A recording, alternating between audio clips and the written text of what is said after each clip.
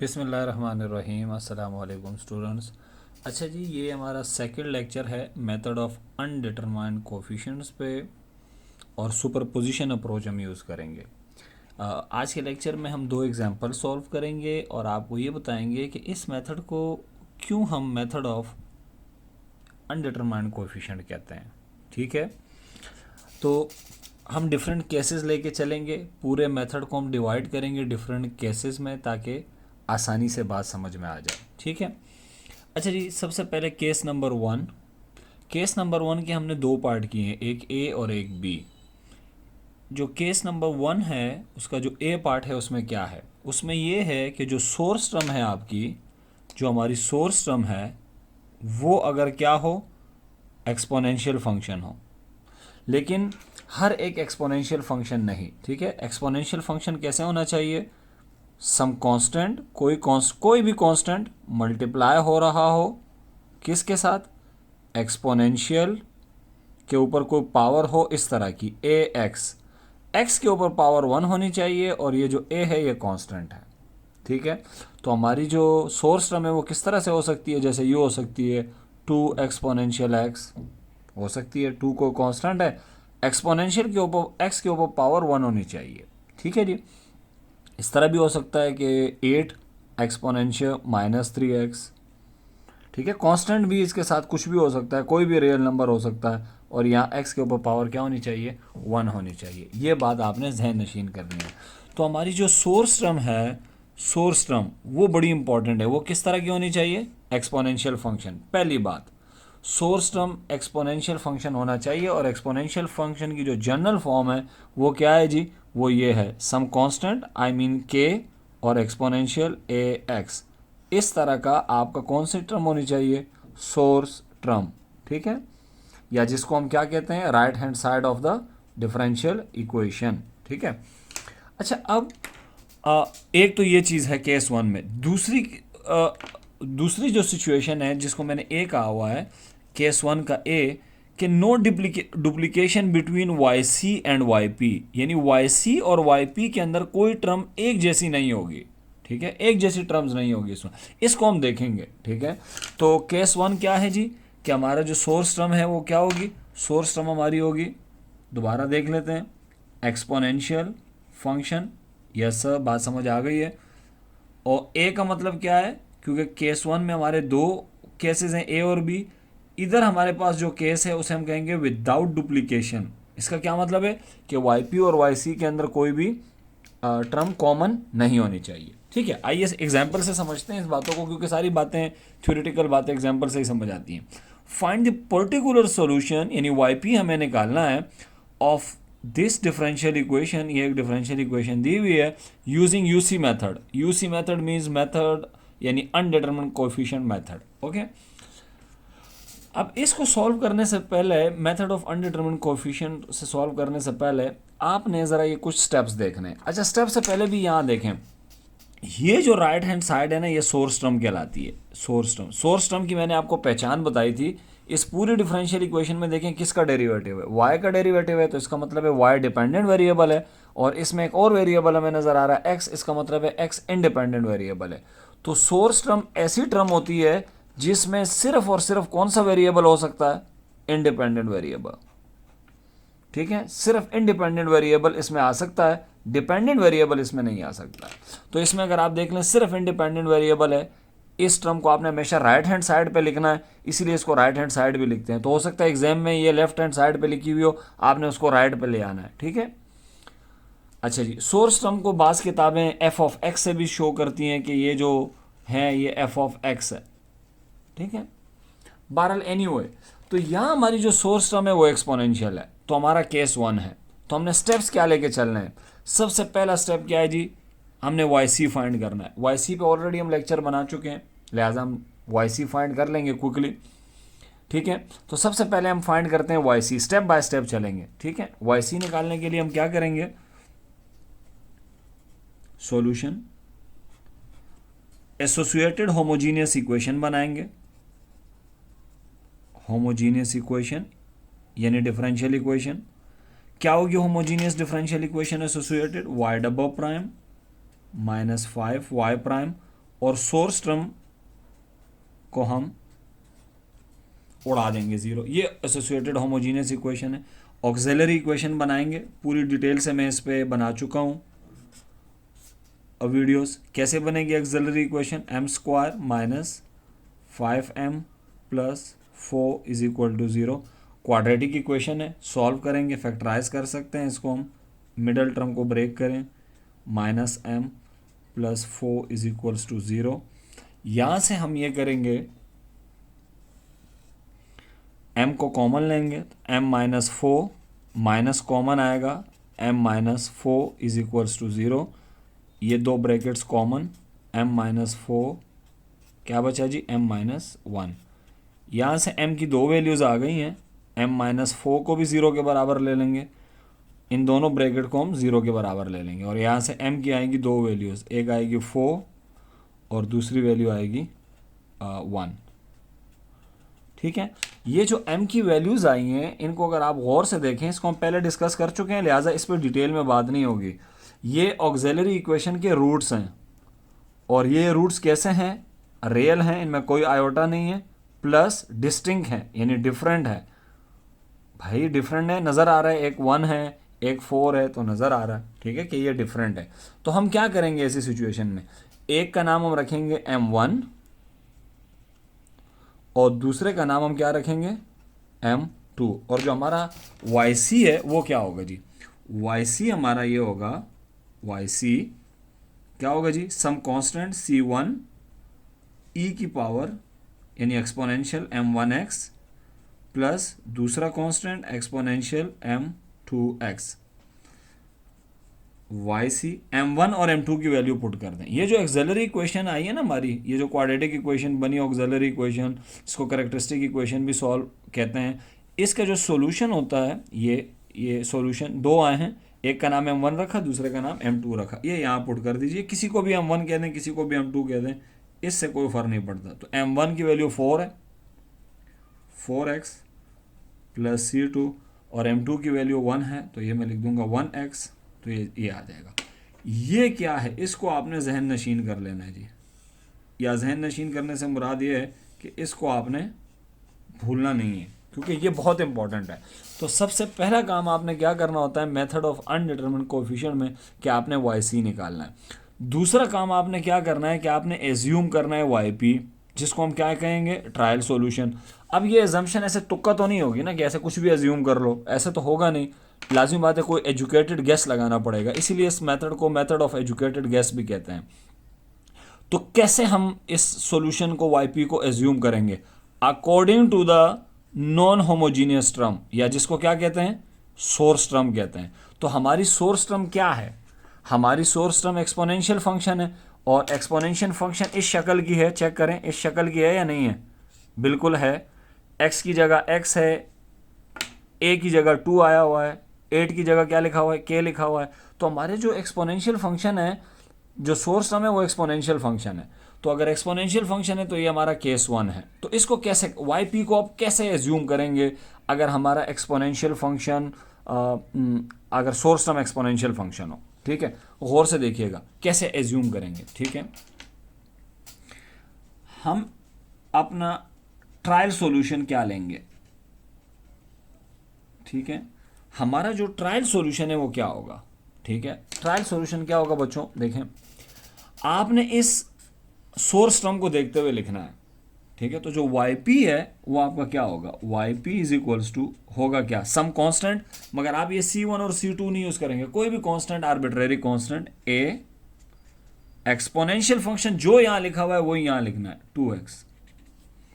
अगर यहां exponential 3x होता तो क्या होता हमारा yp जो हम एज्यूम करते, a एक्सपोनेंशियल 3x। अगर यहाँ माइनस एक्स होता है एक्सपोनेंशियल माइनस एक्स, तो हम क्या लिखते हैं, a एक्सपोनेंशियल माइनस एक्स। आप a की जगह k भी लिख सकते हैं, b c d कुछ भी लिख सकते हैं। ठीक है, मगर c1 c2 नहीं लिखना, क्योंकि c1 c2 ऑलरेडी आप यूज़ कर चुके हैं। ठीक है, तो ये हमारा क्या है, एज्यूम सॉल्यूशन, या जिसको हम क्या कहते हैं, ट्रायल सॉल्यूशन। अब ये सॉल्यूशन हमने आंखें बंद करके तो लिखा नहीं है, ये हमने इसको देखते हुए लिखा है, और यहाँ 2x है क्योंकि यहाँ 2x है। ठीक है, यहाँ कांस्टेंट हो या ना हो, कुछ भी हो, 1 हो, 2 हो, 3 हो, 10 हो, 11 हो, आपने यहाँ कोई आर्बिट्रेरी कांस्टेंट लिखना है ए, ये आपका वाई पी है, ठीक है। तो वाई पी हमने एज्यूम कर लिया according to the non homogeneous term. ये 2 स्टेप हो गए। तीसरा स्टेप क्या है जी, no term in the trial solution duplicate, no term in the trial solution, trial solution के अंदर कोई भी टर्म ऐसी नहीं होनी चाहिए जो डुप्लीकेट हो किसकी, टर्म्स इन वाई सी। तो आइए चेक करते हैं कि क्या वाई सी और वाई पी के अंदर कुछ ऐसा है जो एक जैसा नज़र आ रहा है, ठीक है। तो देखते हैं इसको कि वाई पी और वाई सी को कंपेयर करते हैं, ठीक है। अब ज़रा देखते हैं, यहाँ लिखा हुआ है फंक्शन को देखना है जी, कांस्टेंट को नहीं देखना, ठीक है। हमारा मेन मकसद है फंक्शन, ठीक है। यहाँ है एक्सपोनेंशियल 4x, इधर एक्सपोनेंशियल 4x नहीं है, वेरी गुड। यहाँ एक्सपोनेंशियल x है, यहाँ एक्सपोनेंशियल x नहीं है, इसका मतलब है कि कोई डुप्लीकेशन नहीं है, कोई फंक्शन। यहाँ जो एक्सपोनेंशियल फंक्शन है 2, वो इस एक्सपोनेंशियल फंक्शन से डिफरेंट है, क्योंकि यहाँ 2x है और यहाँ पे 1x है और 4x है, ठीक है। तो no duplication between Y C and Y P, कोई कॉमन टर्म नहीं है वाई पी और वाई सी के अंदर, ठीक है जी। तो this is our trial solution and no duplication between Y S P and Y C, ठीक है। ये वो केस है जिसमें वाई पी और वाई सी के अंदर कोई भी डुप्लीकेशन नहीं है, ठीक है सर। अब क्या करेंगे, ठीक है, ये भी हमारा हो गया जी कि डुप्लीकेशन नहीं है। अगर डुप्लीकेशन होगी उसको कैसे हैंडल करेंगे, नेक्स्ट एग्जांपल में देखेंगे। लास्ट स्टेप क्या है, ये 4 बेसिक स्टेप है। पहले वाई सी निकालना है, वाई पी को एज्यूम करना है, मगर कैसे एज्यूम करना है, according to the non homogeneous term, source term को देखते हुए एजम्पशन होगी, ठीक है। और डुप्लीकेशन नहीं होनी चाहिए, ट्रायल सॉल्यूशन और जो वाई पी है और वाई सी है, ठीक है, उनमें कोई टर्म कॉमन नहीं होनी चाहिए। सर अब क्या करें, लास्ट स्टेप बड़ा इंपॉर्टेंट है कि substitute the trial solution in the given ODE. ये वाई पी आपने उठा के अपनी इक्वेशन के अंदर पुट करना है। हमारी इक्वेशन क्या है, ये हमारी इक्वेशन है, y double prime minus 5y prime plus 4y। इसमें जहां जहां भी y आ रहा है वहां वाई पी पुट करना है, ठीक है। और इससे क्या होगा, find the unknown coefficient. Unknown coefficient कौन सा है, ये जो a है ये अननोन है, ये कोएफिशिएंट अननोन है, इस वक्त डिटरमिन नहीं है, अनडिटरमिन है, इसको हमने डिटरमिन करना है। तो दैट्स वाई इसे कहते हैं मेथड ऑफ, इसीलिए इसे कहते हैं मेथड ऑफ अनडिटरमिन कोएफिशिएंट्स, क्योंकि इसमें जो कोएफिशिएंट होते हैं वो अनडिटरमिन होते हैं, उनको डिटरमिन करना होता है, ठीक है, यानी उन्हें फाइंड करना होता है, मालूम करना होता है, उनको उनकी वैल्यू कैलकुलेट करनी होती है। तो 12 एनीवे हम ये वाई पी उठा के इस डिफरेंशियल इक्वेशन में पुट करेंगे। तो अब डिफरेंशियल इक्वेशन में y की जगह जब आप वाई पी पुट करेंगे तो यहाँ तो y का डबल डेरिवेटिव है और फर्स्ट डेरिवेटिव है, तो आपको वाई पी के क्या लेने पड़ेंगे, डेरिवेटिव लेने पड़ेंगे, ठीक है। तो पहले हम वाई पी जो है उसके डेरिवेटिव लेंगे 2, क्योंकि हमें 2 चाहिए, और फिर इस इक्वेशन में पुट कर देंगे। तो सबसे पहले हम लिखेंगे Y P prime is equals to, first derivative लेंगे तो यह आएगा 2a एक्सपोनेंशियल 2x, फिर वाई पी डबल डेरिवेटिव, तो ये कितना आ जाएगा 4a एक्सपोनेंशियल 2x। और अब इनको क्या कर देंगे, हम इनको हम सब्स्टिट्यूट कर देंगे, सब्स्टिट्यूट इन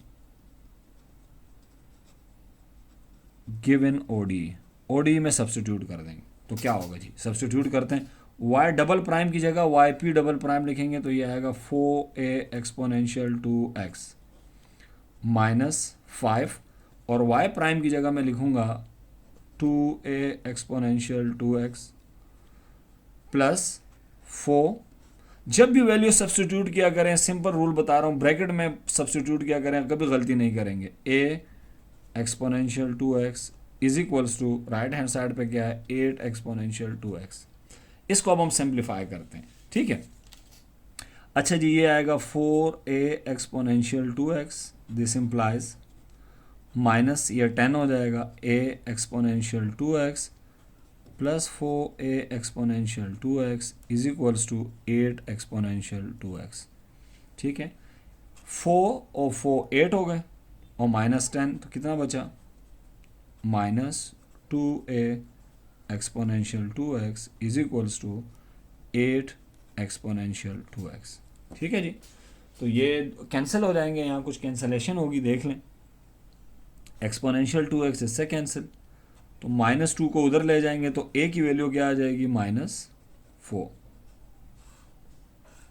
इस a की वैल्यू को उठा के वापस आप अपने yp में पुट कर दें, तो देयरफॉर आपका जो yp आ गया है वो क्या आ गया है, -4 एक्सपोनेंशियल 2x। तो क्वेश्चन में आपसे क्या पूछा था, सिर्फ yp निकालने को पूछा था, तो आपने yp निकाल दिया, ये आपका yp आ गया। लेकिन अगर वो कंप्लीट जनरल सॉल्यूशन का पूछे जिसको हम y कहते हैं, तो वो बराबर होता है किसके बच्चों, yc प्लस yp, जो कि हमें पता है। तो yc हमने क्या निकाला था, yc के हमारे पास वैल्यूज थी यहाँ पे, ये yc है, c1 exponential 4x plus c2 exponential x, और yp ये रहा -4 एक्सपोनेंशियल 2x। ये आपका y आ गया, जिसको हम क्या कहते हैं बच्चों, जनरल सॉल्यूशन। जनरल सॉल्यूशन, तो अगर वो जनरल सॉल्यूशन पूछ ले क्वेश्चन में, तो आपने yp और yc को क्या करना है, ऐड करना है, और अगर वो जनरल yp पूछ ले तो yp निकल आएगा। ठीक है, ऐसे। तो आपने क्या करना होता है, substitute the trial solution in the given ODE। तो जो ODE हमें दी हुई थी, ODE ये रही, इस ODE के अंदर जो सॉल्यूशन मैंने एज्यूम किया हुआ था, ये हमारा ट्रायल सॉल्यूशन था, इसके मैंने डेरिवेटिव ले लिए। क्यों, क्योंकि मुझे डिफरेंशियल इक्वेशन में पुट करना है, वहाँ भी डेरिवेटिव है, तो इसको मैंने उठा के इधर पुट किया और फिर कुछ सिंप्लीफिकेशन कैलकुलेशन की, और वहाँ से मेरे पास क्या निकल आया, ये कोएफिशिएंट, ये जो कोएफिशिएंट था a, एक्सपोनेंशियल का कोएफिशिएंट, एक्सपोनेंशियल फंक्शन का a, ये पहले अनडिटरमिन्ड था, अब हमें मालूम हो गया ये। ठीक है, इसलिए इसको मेथड ऑफ अनडिटरमिन्ड कोएफिशिएंट कहते हैं, या यूसी मेथड कहते हैं इन शॉर्ट। ठीक है जी, ये तो हो गई स्टोरी हमारी। कौन सी स्टोरी थी हमारी, ये हमारी थी ये वाली स्टोरी। ठीक है, कि जब सोर्स टर्म आपका एक्सपोनेंशियल फंक्शन हो और डुप्लीकेशन ना हो, no duplication between yc and yp। अब हम ये देखेंगे कि अगर yp और yc के अंदर डुप्लीकेशन होगा तो क्या होगा। ठीक है, उसके लिए भी एक एग्जांपल मैंने सेलेक्ट की हुई है। ठीक है, यहाँ आते हैं, इसमें भी पूछ हो ही रहा है कि जी यूसी मेथड को यूज़ करें।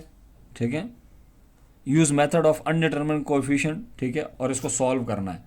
ठीक है, फाइंड yp, कह रहे हैं yp निकालें जी और मेथड ऑफ अनडिटरमिन्ड कोएफिशिएंट को यूज़ करें। ठीक है जी, तो सबसे पहले स्टेप्स तो वही है बेसिक। सबसे पहले आपको क्या निकालना होगा, yc निकालना होगा। ठीक है, मगर yc वही आएगा, जो yc तो वही आएगा, क्योंकि हमारी, मैंने क्या किया, अगर आप गौर से देखें तो मैंने इन दोनों इक्वेशनों में बहुत मामूली सा चेंज है। चेक करें, ये इक्वेशन और ये इक्वेशन बिल्कुल एक जैसी है, सिर्फ क्या है, यहाँ 1x है और यहाँ 2x है। ठीक है, इतना फ़र्क कर लिया मैंने। ठीक है, कि यहाँ मैंने 2 की जगह 1 लिख दिया। अब होगा क्या, आप सबसे पहले एसोसिएटेड होमोजीनियस इक्वेशन बनाएंगे। होमोजीनियस इक्वेशन वो क्या बनेगी जी, वो वही बनेगी जो पिछले वाले क्वेश्चन में बनी थी। क्यों, क्योंकि मैंने होमोजीनियस पार्ट को तो चेंज ही नहीं किया है, मैंने तो सिर्फ सोर्स टर्म चेंज की है। तो ये तो वही इक्वेशन बन गई, लिहाजा m की वही वैल्यूज़ आएंगी, लिहाजा मैं दोबारा कैलकुलेट नहीं करूँगा। m की एक वैल्यू 4 आएगी, एक 1 आएगी, और जो हमारा yc है वो वही आएगा जो पहले आया था। तो yc क्या आएगा, c1 e की पावर 4x और c2 एक्सपोनेंशियल x। ये आपके पास क्या आ गया, yc। ठीक है, yc हमने मालूम कर लिया। अब हम ट्रायल सॉल्यूशन की तरफ जाएंगे। ट्रायल सॉल्यूशन, ट्रायल सॉल्यूशन का क्या मतलब है कि yp को हम एज्यूम करेंगे। तो yp कैसे एज्यूम करेंगे, आंखें बंद करके तो नहीं करने, तुक्के तो नहीं लगाने, इस सोर्स टर्म को देखेंगे। जो सोर्स टर्म है वो हमारी क्या है, सोर्स टर्म एक्सपोनेंशियल फंक्शन है। तो मैंने आपको बताया था एक्सपोनेंशियल फंक्शन अगर आ जाए तो आपने क्या देखना है, x के ऊपर पावर 1 होनी चाहिए, ये बहुत बड़ी बात है। ठीक है, अगर यूँ आ गया एक्सपोनेंशियल x स्क्वायर तो ये मेथड नहीं लगेगा। ठीक है, ये याद रखिएगा, x के ऊपर पावर 1 होनी चाहिए। साथ में कोई भी नंबर हो उससे कोई फ़र्क नहीं पड़ता, यहाँ भी साथ में कोई भी नंबर मल्टीप्लाई हो कोई फ़र्क नहीं पड़ता।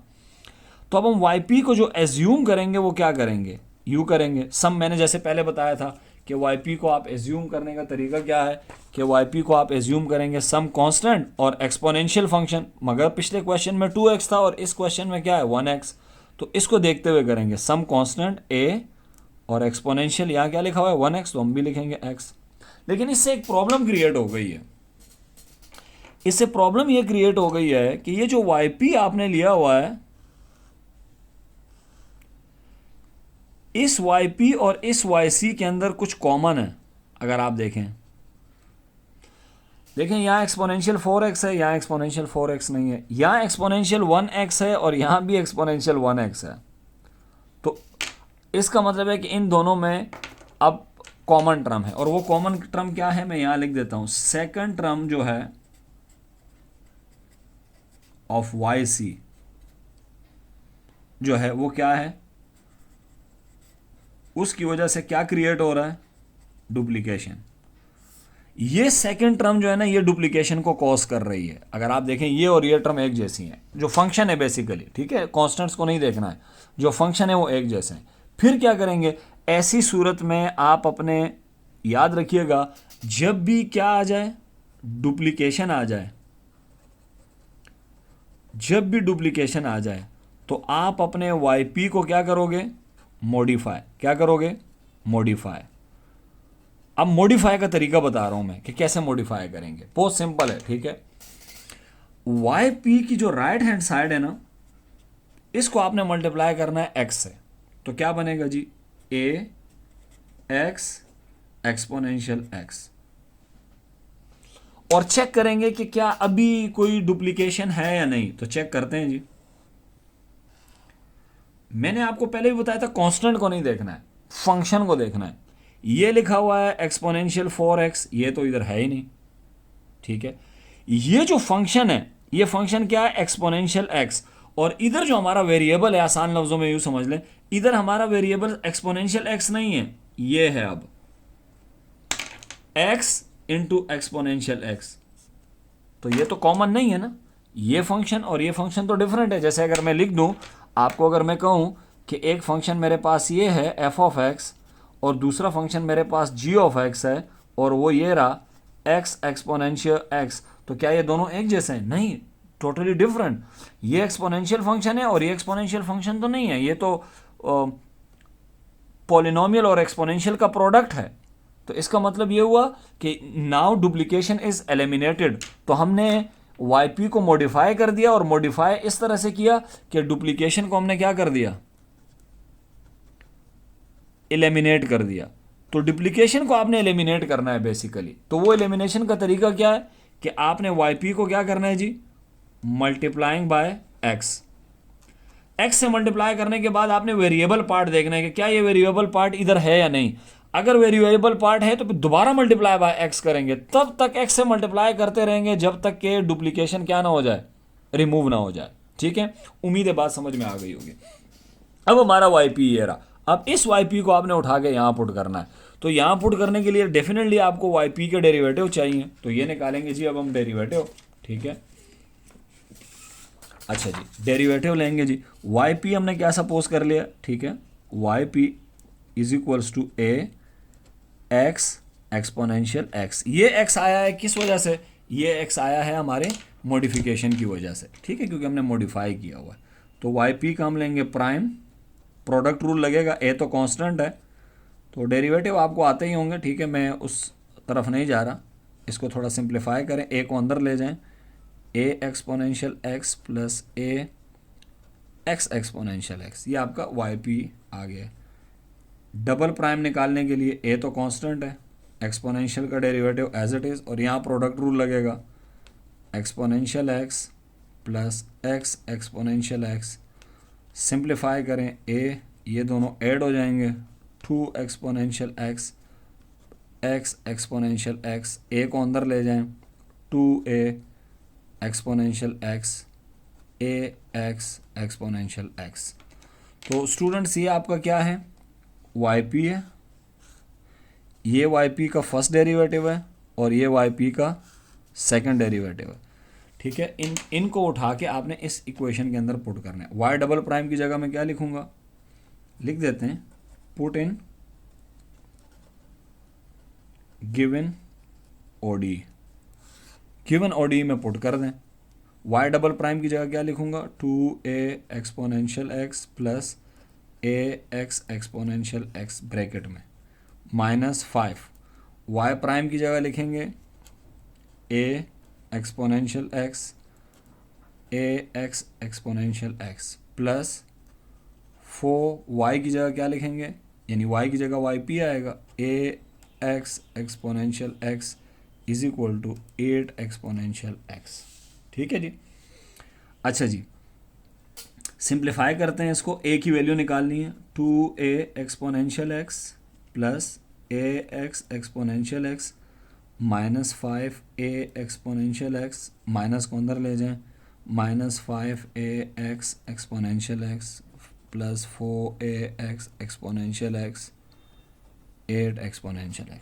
थोड़ा सा गौर व फिक्र करें, ये क्या लिखा हुआ है जी, 4a और x और एक्सपोनेंशियल x, ये क्या लिखा हुआ है ax एक्सपोनेंशियल x। तो टोटल कितना हो जाएगा ये दोनों मिला के, ये दोनों मिला के हमारे पास कहानी जो बनेगी वो बनेगी 5ax एक्सपोनेंशियल x की।